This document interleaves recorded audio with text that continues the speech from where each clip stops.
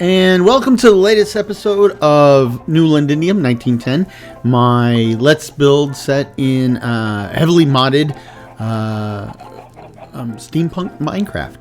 And in the last episode, we put a lot of work into finishing the barn, getting a horse, hooking the horse up to the wagon, basically getting all that infrastructure in place. And we had a little time left over, so we started working on the garden, but we left the garden in a shambles. We basically took most of it apart and just started to put it back together. So at the moment, we have virtually no ability to feed ourselves in the future, besides whatever stuff I've squirreled away down in storage. So I think it's time to put the garden back together. Now, the whole point of taking the garden apart is we had something that was working, but it was in a temporary location, in a temporary layout. And what we want to do is we kind of want to start moving everything toward a more permanent arrangement. And in the case of the gardens and the groves of trees I plan to plant, we want to kind of work them into a terraced arrangement, right? Because when we started building the manor house, we picked a high point, but much of the surrounding area is much lower, right? And I don't want just like big old drop-offs. I would like to make it all more gradual, kind of transform the area into like rolling hills, because when you picture the idyllic English countryside, it's usually rolling hills, and that's kind of what we're going to be simulating here. So, I need to connect my horse to the wagon. I thought it just stayed connected, but apparently they get broken apart at corners when you start and stop the game. So we got to build stalls and stuff inside the stable. It's building, but just a shell, really. So let's move this over here and then let it go. Yep. Okay. Let's get to the garden. Now, this garden is going to be manually tended. That's just because it's I'm looking around at the sky. I am missing my skybox, and I'm missing everything that should be in that skybox. Interesting. Okay, well, yeah, something to figure out later. But this manor house is quote unquote temporary base of operations, and the gardens will reflect that. I mean, they'll be productive.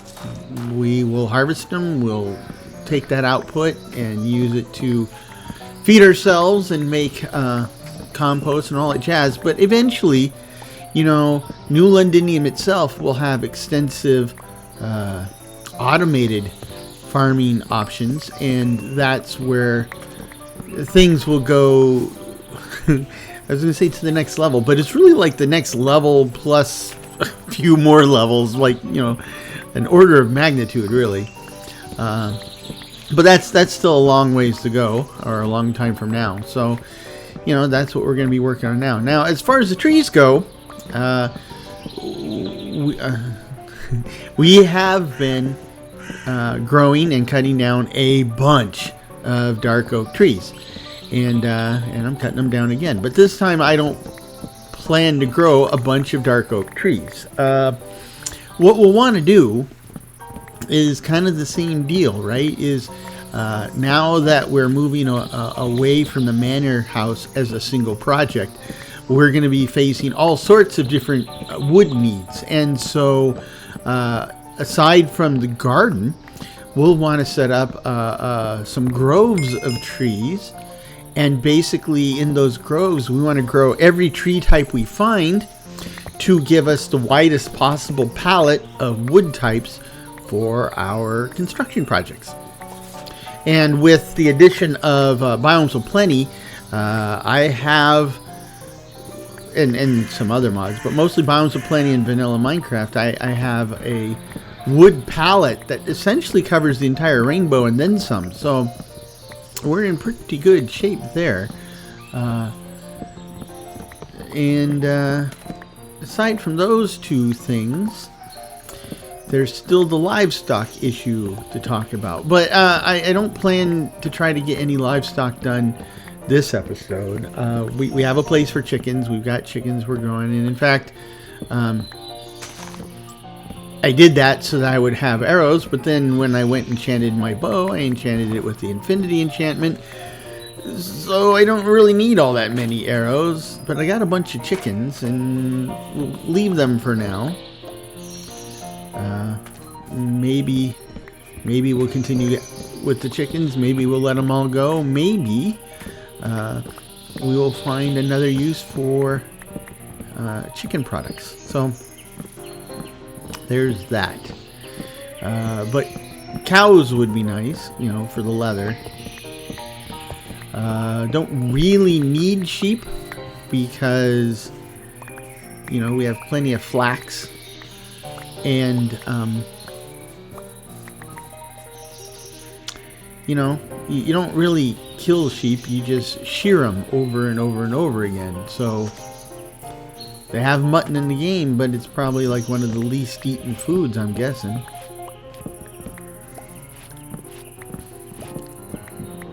Chicken, on the other hand, that's the other one too, is steak. I think, a lot of people, especially guys who are doing speed runs or whatever, it's all about steak. And let me just tell you, in real life, I am quite the carnivore. I love a good steak, always have, probably always will. But one of the nice things about modern Minecraft is you can expand it pretty much in any direction you can think of, because somebody thought of it before you and then actually implemented it.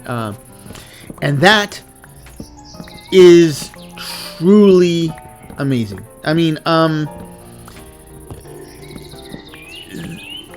it's kind of like,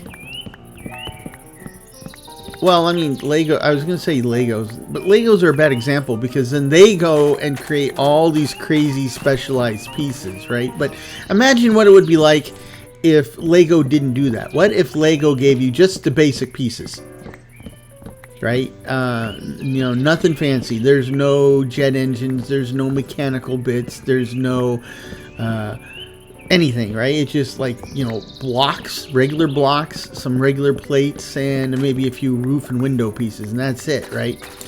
I mean, it'd still be fun. It would still be a lot of fun, but you're limited. And then, let's say, there's a bunch of companies that start creating stuff that are Lego compatible, but they give you all sorts of different stuff. They give you animal figurines. They give you mechanical parts. They give you electric lights and electric motors, and oh my gosh, it would totally transform how you play with Legos, which is why Lego, hello, can I help you? For the love of Pete, I'm gonna have to start naming these guys so that when they disappear and reappear again, I know if it's really them or somebody else. Anyway, Lego is a bad example simply because Lego itself has caught on to that, right? And the Lego company itself is more than happy to produce any type of weird, obscure, and one-of-a-kind type part that users might need or want, because they are making big money with that. Say what you want. Legos aren't idiots. Not the blocks, the people running the company, but they got a good thing going, and here we are. I mean, I don't know when Legos were invented. I think maybe the 50s, maybe earlier, but either way, in the 50s, right? That's 70, 80 years. They got to be doing something right, because they are still very successful after all this time.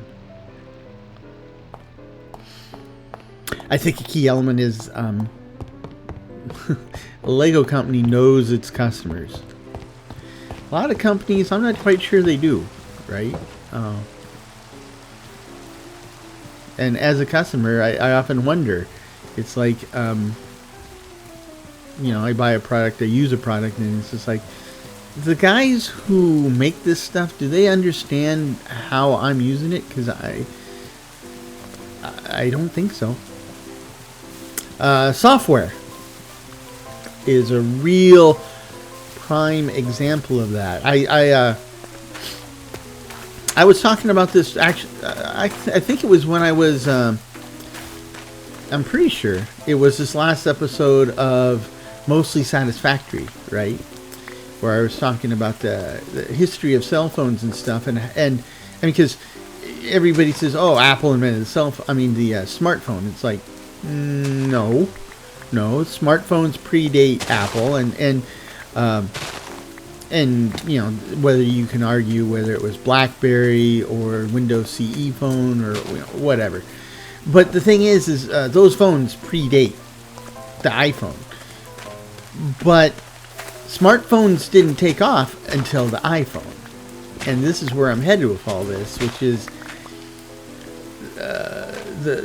for example, the Microsoft model is they know that people want to do something like, say, add up columns and columns of numbers, so they create a spreadsheet, and they take the basic user requirements and they code it, they implement it in something like Excel in the most rudimentary way possible, right? So here you can do a row of numbers or whatever, and easy peasy, just it works. But for anybody who doesn't understand computers very well, to come to Excel with a limited understanding of computers and to try to learn Excel, it's a bit intimidating. And as a result, for you to do things in Excel, because Excel will certainly do them, and they'll do them well, but you have to change how you work. You have to change how you think. You have to wrap yourself around the technology to make the technology work. And in fact, like the early Windows smartphone, that's exactly how it worked. It ran on Windows CE, and the only people who carried that bad boy were usually like engineers and big time tech geeks, because having that phone, working that phone, wasn't all that easy or intuitive, right? So having the phone and making it work, that was like your badge of honor. It's like you're one of the elite in the geek kingdom. But the Apple way of approaching things is to basically figure out what the customer wants to get done, how they need it done, and then instead of saying, okay, well, here, we'll implement something really fast, and then here's how the customer can use it, here's your 50 different steps to get this thing done, and all this stuff. Instead of forcing the customer to learn a new marketable job skill, they basically try to get as close as they can to how the customer naturally uses or works with this information to just supply it for them, right? And as a result, instead of having a smartphone that you needed a college degree to figure out how to work and understand all the intricacies, they developed something where the technology in the phone wraps itself around the user. I mean, you just pick up the phone and you press a couple buttons and the screen's available to you, and you can run apps, you can make calls, you can do all this stuff even simpler than you could with like Microsoft Windows, right? And as a result, you had a lot of people who would normally not consider themselves technical gurus, who may in fact be technical phobes, right? They may have a fear of technology, and yet here they are. They got smartphones, so, and now all these years later, maybe they're on their third or fourth smartphone. That's what Apple did, and I got to tell you, that is not something you can just kind of wave away, right? You can just say, well, yeah, that was good and all, but I will tell you that, buying Apple products is not for the faint of heart or people on a budget. That's certainly for sure. But they do usually really do a really good job of understanding. I didn't mean to do that. Understanding who their customers are, what their customers want to do, and then that's their target. That's what they wrap their technology around, so that customer can just kind of step into the technology without batting an eye. And as a result, look at Apple's success, right? So, and I mean, it happens in other industries too, but it's usually slower, and it's not usually so lopsided. It's usually like, the industry, all the companies in the industry kind of figure it out. Something's not right here. These are supposed to point to the same. Oh, I see. I'm off by one. So that's the spot, I think. So let's see. Well, we'll figure it out.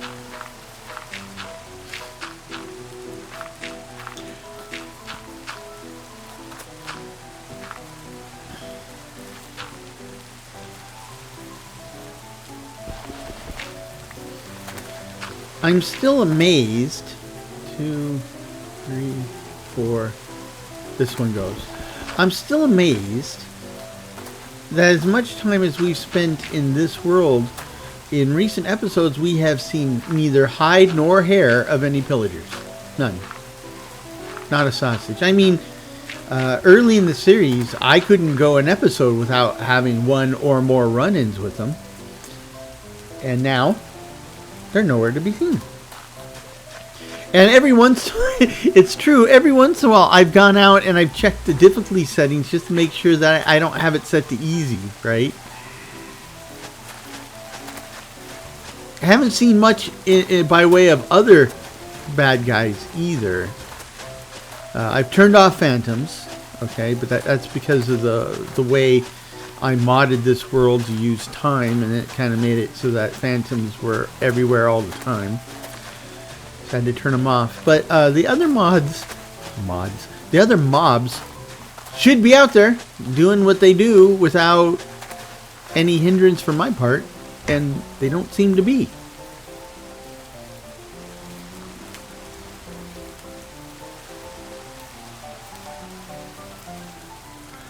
Let's see, we want to... There's not too much rhyme or reason to this. Let's try the corn. So corn, potatoes, and tea. Just like you have in your own garden. I doubt many people grow tea in their garden. Unless you're in China or India.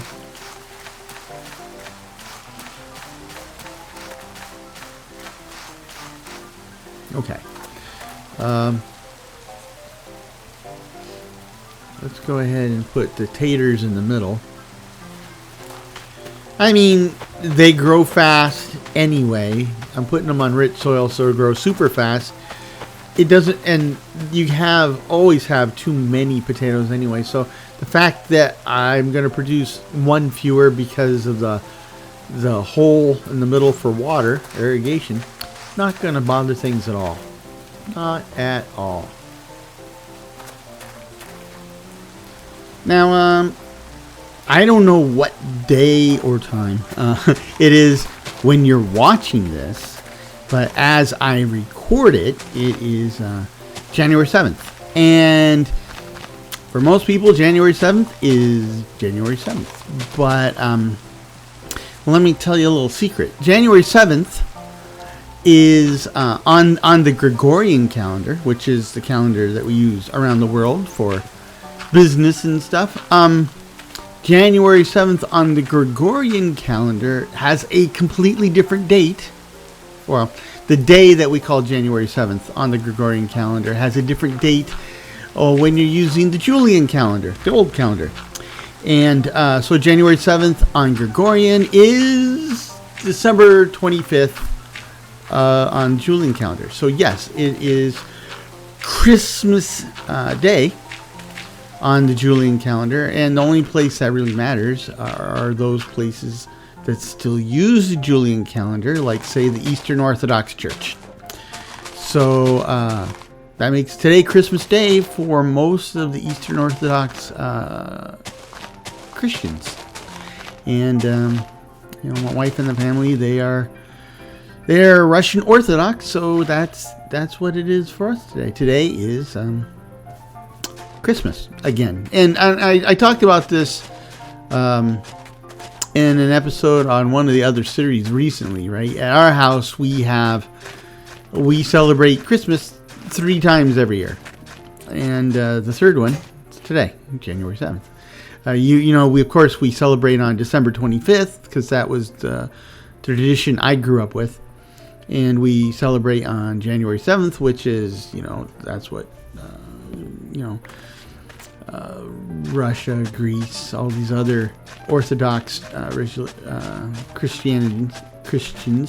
That's when they celebrate. And but the third one is actually New Year's Day, and or New Year's Eve, depending on exactly how you observe it. But that is a. I went into all the reasons last time, but let's just thank the Soviets and their official stance that there is no God for that one. But anyhow, yeah, we now it's weird, right? January 7th, even if you are Eastern Orthodox Christian, for most of the world, it's not Christmas, right? It's just another day, and that's our problem because usually the kids are on Christmas vacation until like January 2nd, and then we're back to school or back to work. Everything's back to normal, and that last week, it's tough around here, trying to keep this. The Christmas spirit going, right? We're still playing Christmas tunes in the car and all that jazz. Of course, the tree's still up. I mean, it would normally be up anyway, but it's tough. And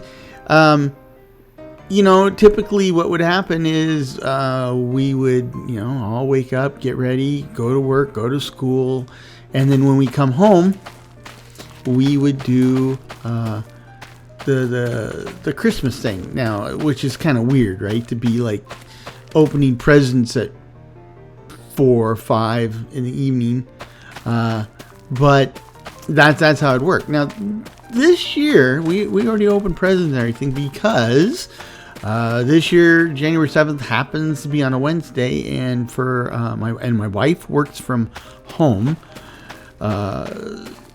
But the kids go to school a couple hours later on Wednesdays, and that don't even ask me why. It's a long story. I love my school district that the kids use, but they're and I'm really impressed with a lot of it. But there's some things and the schedule it just bugged the living daylights out of me, and that's a long story. Anyway, I don't know why they go to school 2 hours later on Wednesdays, and the weird thing is then they get out of school 1 hour later on Wednesdays. I mean, it's wacky. Anyway, but with that being said, since they went to school later, kids woke up and we did presents and everything like we would on a normal Christmas day. Except instead of then lounging around the house and enjoying the day, everybody had to get showered, get dressed, get to school. So that's what we did. So that's going on.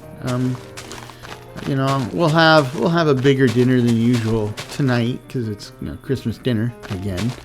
But again, like I said, we're back to normal days, and so that means karate lessons for one kid, and after school program and clubs for the other, and yeah.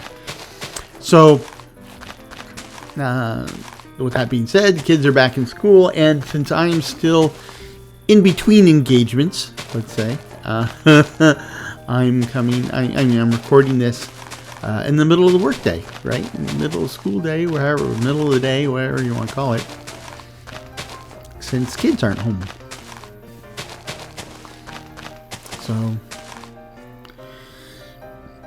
yeah, time is running out. It's on my unemployment benefits.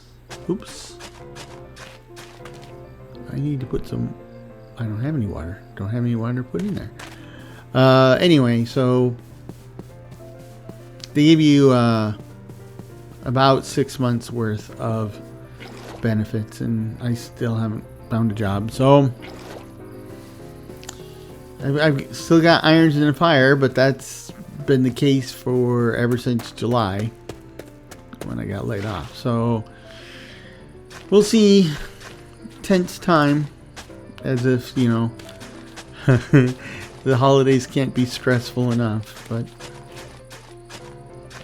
anyway, it's New Year's. It is 2026 now. Hopefully it's treating you right, you and your families, right?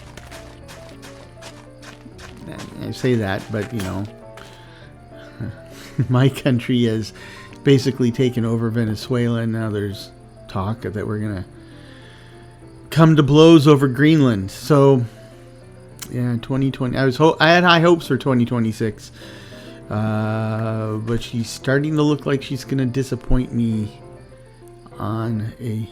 Oh yeah, can't plant grapes on farmland. I'm gonna need to dig those back up and then put them back down and then plant grapes. I will do the grapes on the either side of this field, because the middle is where the irrigation is, and that's how we'll work that. Anyway,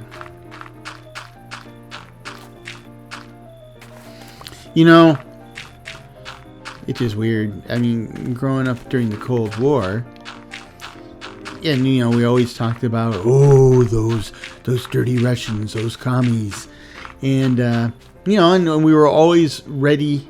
We were perpetually ready at any time to fight a big old war with our quote-unquote enemies, the Russians. Here we are, 2026, and now we are potentially kind of, you know, armed conflict with one of our staunchest allies for the past almost 100 years. I mean, just we live in bizarre times.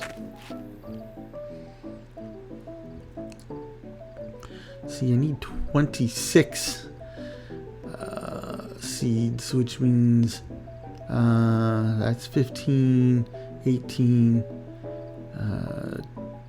21. Okay, 9 is 27, and then I'll have one left over. Make pickles. Cucumbers. I have a weird history of cucumbers. I was never, when I was a kid, I didn't like them. But that doesn't mean anything, because when you're a kid, you're a picky eater, and I was a pickier eater than most. And I had a very, very, very, very limited range in what I chose to eat. So the fact that I survived adolescence, because oh boy, my dad had a temper, and being a really, really picky eater, it was not any picnic to be feeding me, right? So I don't know how I survived that, literally. Growing older, though, you know, I was like, oh, hey, look at this, and try things for the first time, because I mean, that was part of the hang up as a kid too. I wouldn't even try stuff, right? I just knew it was bad, which was stupid. But yeah, then, you know, but cucumbers, I always like pickles. I have no problem with pickled pickles, right? I mean, even as a kid, always liked pickles. That was not the problem. Just cucumbers, raw cucumbers. That was the problem, which in hindsight seems pretty bizarre. But I think the thing that really caught me off guard, and you tell me, right, if you think that cucumbers taste a bit like watermelon. Now, as a kid, I really liked watermelon. I don't really eat watermelon now because it turns out that if you have an allergy to ragweed, the shape of some of the molecules in watermelon are very close to the shape of ragweed, and so sometimes when I eat watermelon, I start to react as if it was ragweed. But it's not. So this then leads to this interesting discussion, right, with my doctor, because it's like, well, the reason you're reacting to eating watermelon sometimes is because, you know, he basically explained the same thing I just said to you. So I'm like, okay, so I'm allergic to watermelon. No, you're not allergic to watermelon. You're allergic to ragweed. Okay, but seriously, if I stick my face in a bunch of ragweed and I start sneezing my head off and everything because my body thinks it's bad stuff, right? Then I eat watermelon and my body starts reacting because my body thinks it's bad stuff. Yes, technically I'm allergic to ragweed and my body thinks watermelon's ragweed, but in the end, if you eat watermelon, you react to it. It sounds to me like I'm allergic to watermelon, but they tell me I'm not. It's like, okay. I have hives popping up all over my skin, but don't worry, everyone. I'm not having an allergic reaction.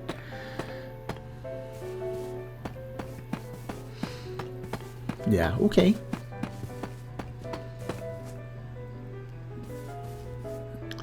It's kind of like, oh, that guy's not dead. Well, he's not breathing. His brainwave patterns are zero.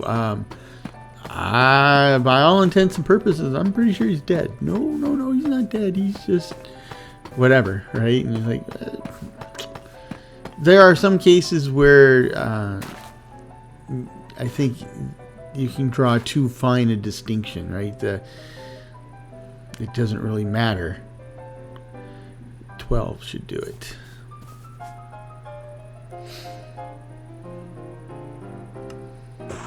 And that's kind of frightening too, because if you have allergies, right? Allergies suck. I mean, they really suck. And in some cases, allergies can be life-threatening, right? Like you watch these commercials on TV, and they say, "Oh, here's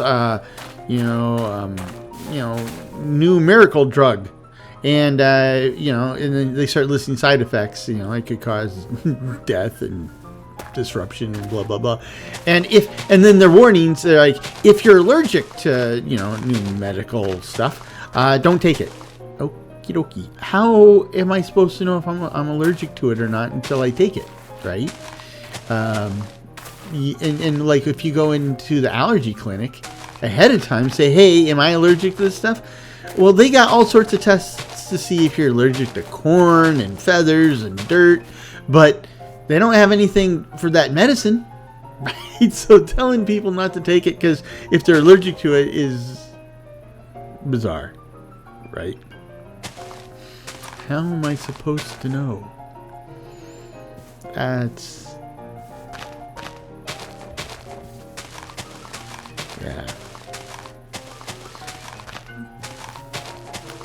There's just some weird... This is the thing about life, about the world, right? Surely there have been times that you've encountered something, that you thought, well, that is bizarre. Why in the world would that... Why would people do things that way? Or, why is this store closed on this day when all the other stores are open, right? There's something that stands out, and in your mind you think, well, that's really weird. Why would anybody do that or do it that way? Good question. the thing is, at some point, it makes sense to somebody, right? So it may seem like sometimes life or the world can be completely random and arbitrary, but it's been my experience that it isn't, right? It just seems that way, but that's just because you don't know all the facts, right? And unfortunately, most of the time, you never do learn all the facts. So it just seems weird and arbitrary your whole life. But every once in a while, you learn about something, you learn some extra information, and then you know, dawn breaks over Marblehead. You suddenly realize that's why we do things weird, or that's why this is open on certain days and not on others, or whatever, right? Suddenly it makes sense. Like, oh.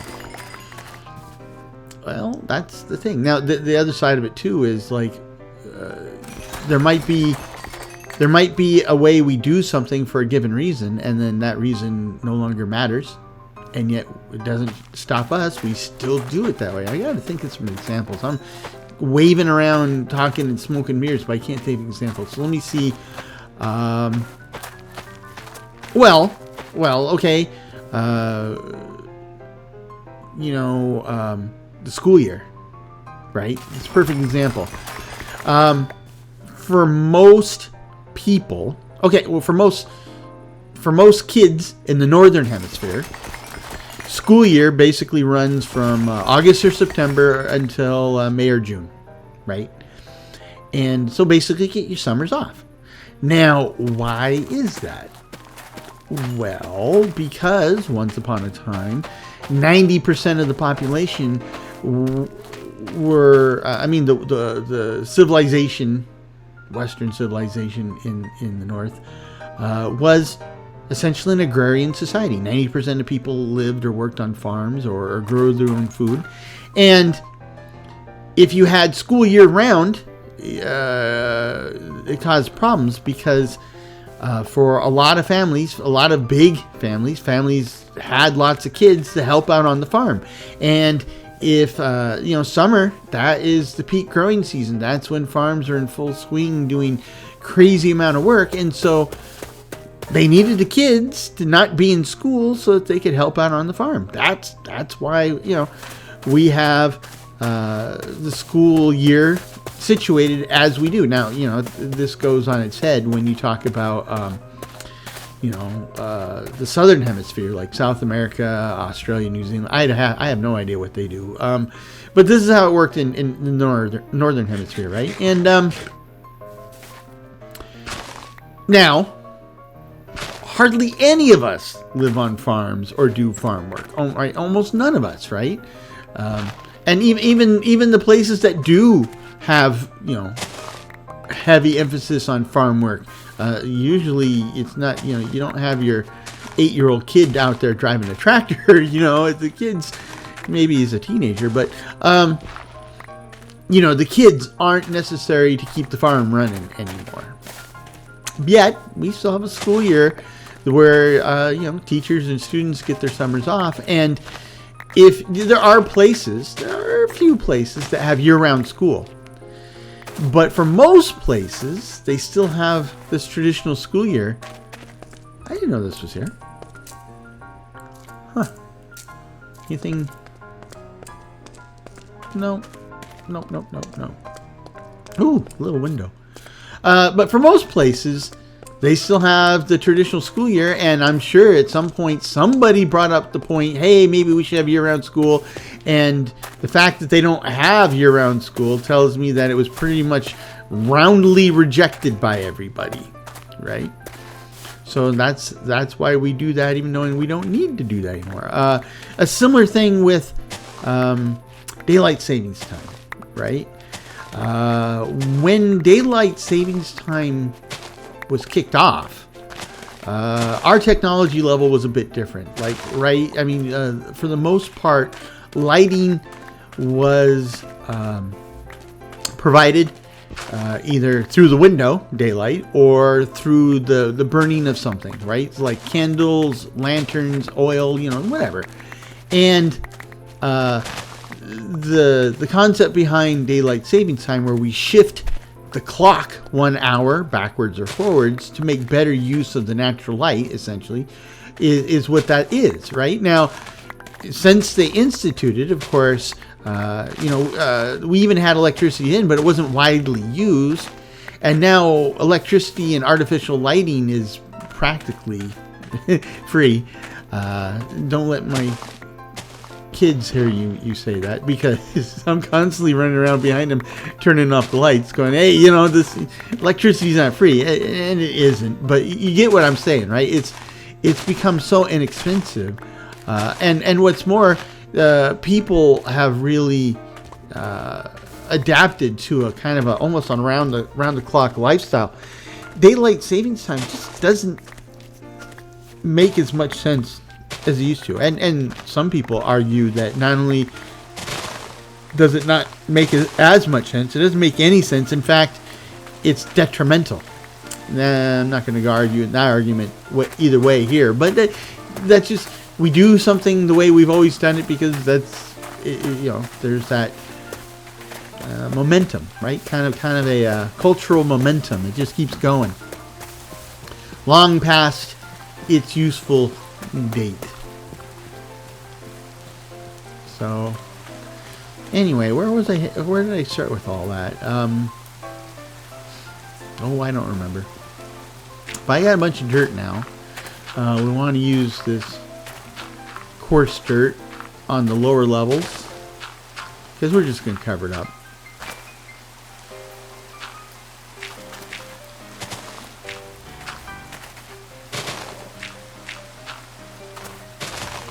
Okay. Slowly but surely, this hay fever nightmare that we live in is starting to become more and more genteel, or the landscaping starting to, look more civilized. And again, that's kind of we're kind of somewhat modeling this after the rolling hills of England, or even Western Europe if you want to get more generic. But they and these long bushes and stuff, it looks more like a giant vacant lot in Southern California, right? But yeah, it's slowly coming together, looking more civilized.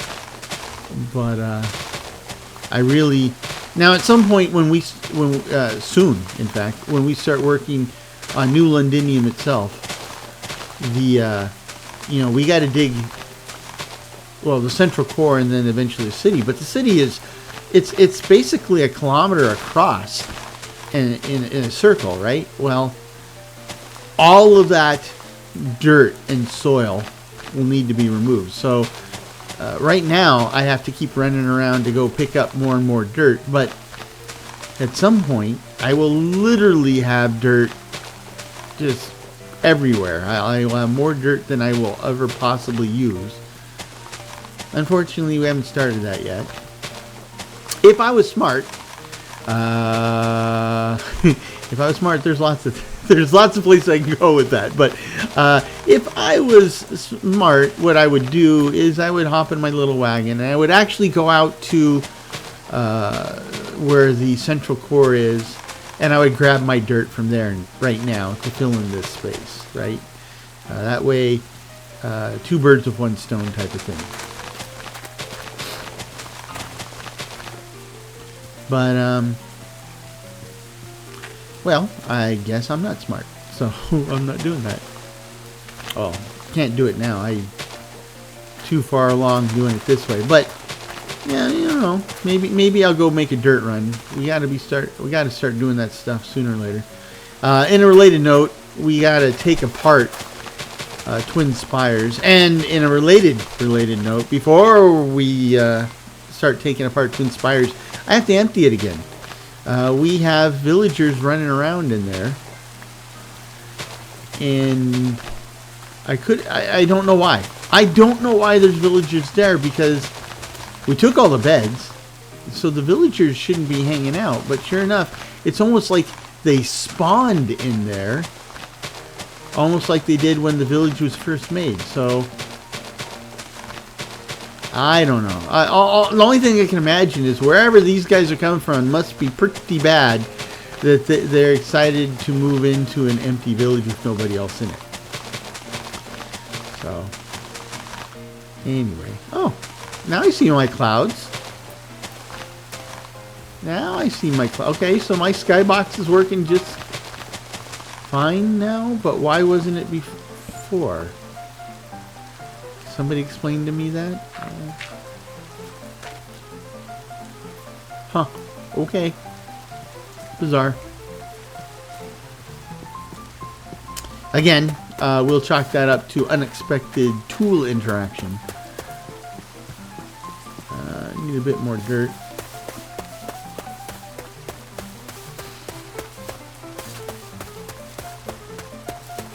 Yeah, like where I am right now, this would be actually within the city limits of New Londinium, the very edge, but it, you know, city limits all the same. Did that on purpose. I want to make sure that when I lay out the city, I don't have to tear down or move my manor house. Now I might have to do some work in the yard, which I'm doing now, but that's okay. But the house can stay where it is. And but you see what I'm saying, right? I mean, it's raining out there. It's cold. Well, I don't know it's cold, but it's certainly dark and gloomy. Shouldn't we see creepers? Shouldn't I hear zombies? Shouldn't there be a skeleton hiding out here in these ruins? Right? Now, I'm trying to remember. There is a mechanic about spawning. I think there's a mechanic that basically says the longer you're in an area, either the more likely or the less likely things are to spawn. And I don't know. By this, I think the evidence points the longer I'm in an area, the less likely things are to spawn, which kind of makes sense, right? Like wild animals. If wild animals know that people are in a given area, or frequently in a given area, then they tend to shy away from those areas. The only reason this even sticks in my mind at all is because way back in the Wayback Machine, when I was first playing modded Minecraft, back when it required like those Windows early Windows smartphones, right? It required a college degree and a lot of proprietary knowledge to get modded Minecraft to work. So way back in those days, I was playing Terra Firmacraft, which is a kind of a hardcore survival version of Minecraft. I mean, and compared to Minecraft, it is like way hardcore, right? Don't need to go into all that detail. All I do remember is that they had the same mechanic, right? It's just that whatever they had, it was the opposite. And now I think about it, I think that in Terra Firmacraft, I think, back in the day, the longer you are in an area, the more likely it is that monsters will spawn, which means if that's the opposite of vanilla Minecraft, then the longer I'm in a given area in vanilla Minecraft, the less likely it is for monsters to spawn. Oh, that's some next level down. Anyway, it doesn't really matter. I mean, I'm not going to complain if there's no monsters spawning. Because, you know, at some point I gotta leave the area to go searching for stuff. Like down here. And there's plenty of potential for monsters on those excursions. Let's kind of light things up here.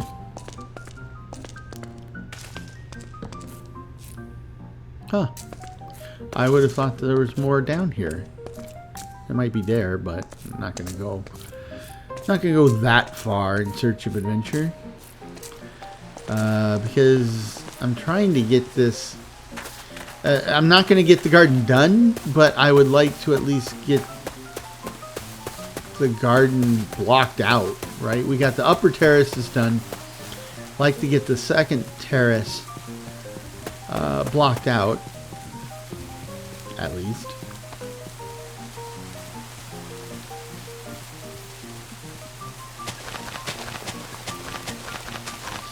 So this will give us considerably more space to grow stuff, give us an opportunity to grow a much wider variety of things,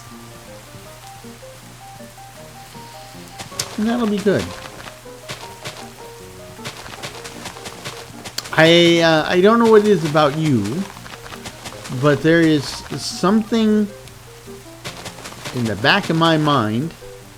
It's not like, doesn't go as far back as, like, say, you know, fire, you know, or you know, the need to hunt or whatever. But it is something still pretty far back there where I have this need to grow stuff.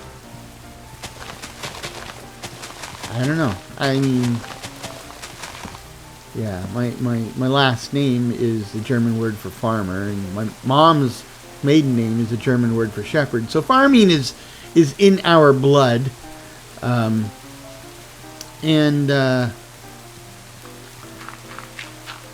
didn't realize I had so much coarse dirt. We can use it. We'll just use a hoe on top of it to turn it back into regular dirt, but I'm not gonna get it done, I don't think. Anyway, there's just I'm wired to want to grow stuff. Now it's ironic because it was about 3 years ago I gave up on the family garden, and it was man, that was a whole family political thing. So for 20 plus years I've been in charge of the family garden. And I would grow strawberries, carrots, you know, various herbs, including like parsley and dill and all this stuff. For many years now, I had grown tomatoes, and my family just ate it up. But you know, all those years we've done that, we lived in a townhouse. We don't have a real yard per se, and so I've done some pretty extensive container gardening on the balcony, and my family ate it all up, but they put zero effort into helping me with it. And after a while, I just got tired of it. I wanted to go eat some strawberries I grew. They're gone. Family already ate them. And after a while, I'm like, okay, I'm not doing this anymore. So then 1 year, nothing happened, and the family got upset. So then they took it over, and between the three of them, yeah, in my opinion, they don't do as good a job as I did. But anyway, that's neither here nor there. This garden, I'm more than happy to take care of, and it seems to be back to where it was, and the extension is well on its way. So today was a successful run, not a particularly challenging or maybe interesting run, but anyhow, I had a good time, and I'm glad you were here with me. I hope you had a good time. I hope you join me on my next one. And for those of you who celebrate Christmas in the Eastern Orthodox way, well, I hope you have a Merry Christmas. Of course, by the time you're watching it, it's long past. But anyway, until next time, I hope this finds you and yours in good health, good spirits, and perhaps just a touch of good fortune. Cheers.